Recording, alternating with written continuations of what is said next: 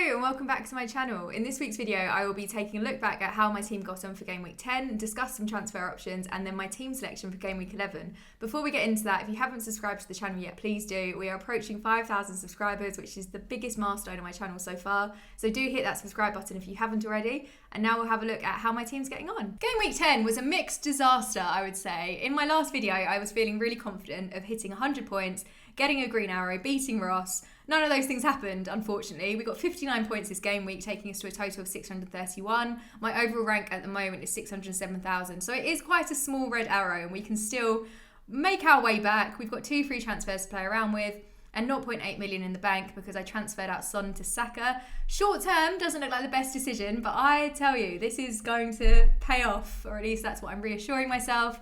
So starting off with Areola in goal, we got 3 points because he played for the full 90 minutes and he made 3 saves. Unfortunately, there was no clean sheet, but at this point, I'm just happy when a keeper gets some points. So we will take that one from Areola. The defence this game week was an absolute disaster. We had a player that didn't start, and then just every goals conceded. So we'll get straight into that. We've got Dan Burn. Newcastle conceded 2 goals to Wolves, and then Burn picked up a yellow card. So we got absolutely 0 points from him. Matty Cash is a more positive one. They kept a clean sheet. He did pick up a yellow card, taking him to 3 yellow cards in total this season. But we got a nice 5-pointer from him. And then Gahey. I didn't start Gahey. I went for Destiny. I had faith that he was going to start. Unfortunately, that didn't happen. Gahey was first on my bench, so he came on. He still got me a point, so let's take that. But Palace did concede 2 goals to Spurs, so there was no chance of a clean sheet in that game, which is why he was benched, and I was hoping to go for Destiny, but hey hum, these things happen. Then the midfield, a bit mixed. Maddison got quite a cheeky assist because he assisted an own goal.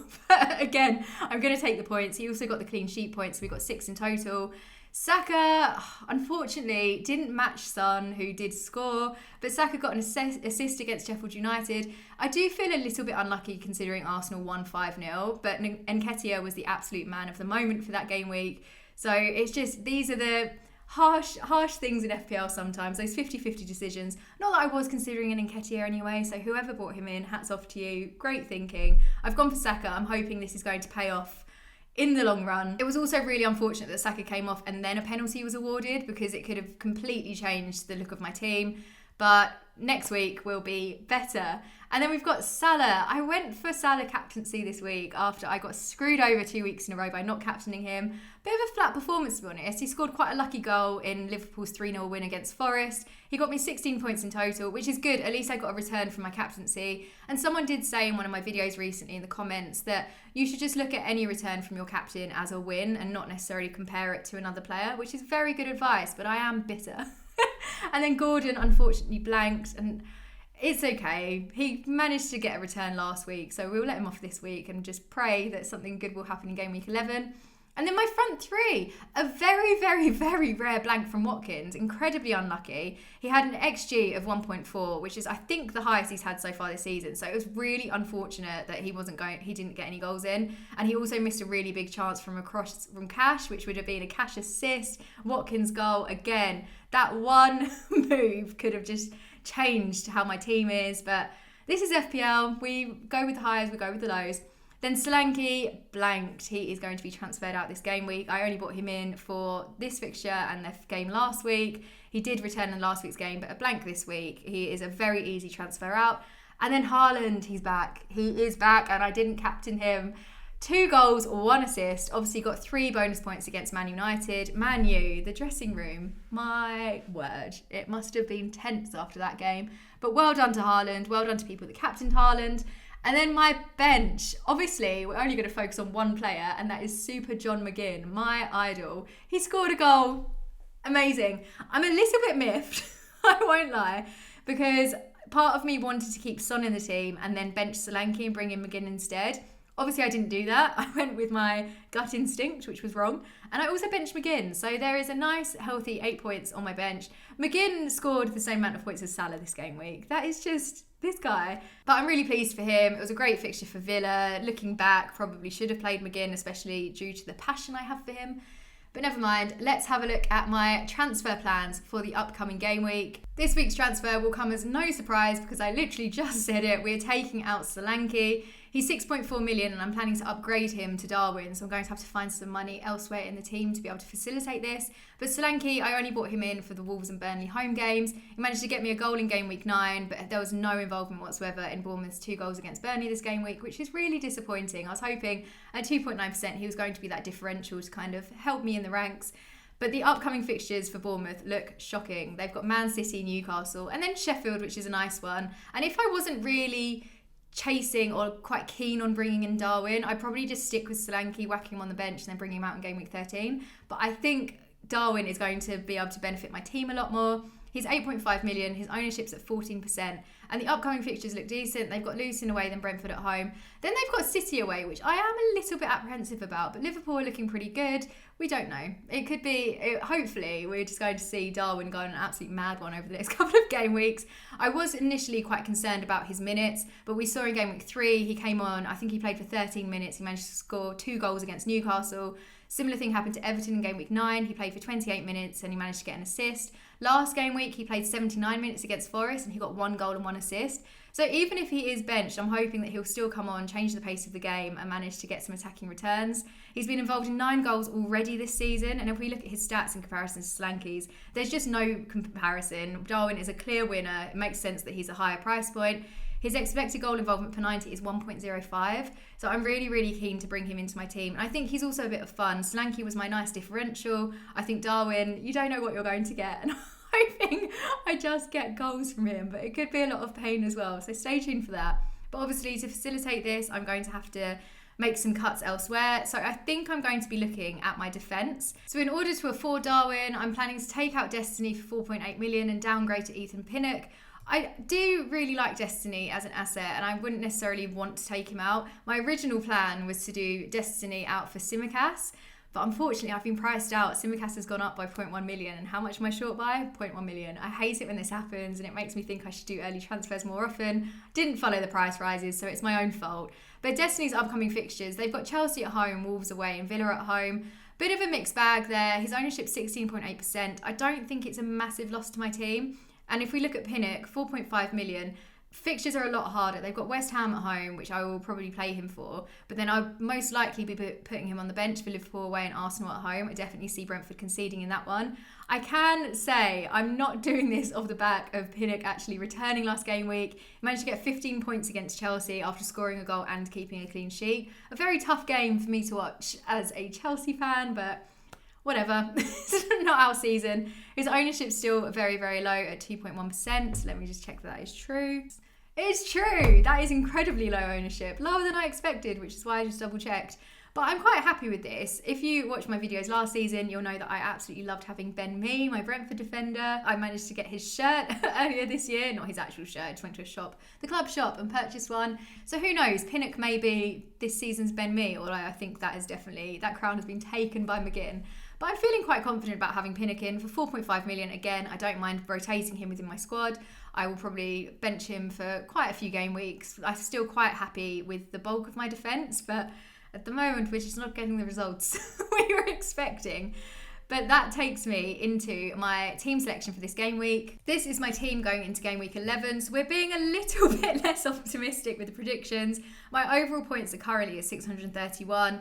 Ideally, game week points, I'd like 70 plus to take me into 700 points. And overall rank, I will just take a green arrow. I got too confident last game week, hoping for 100 points.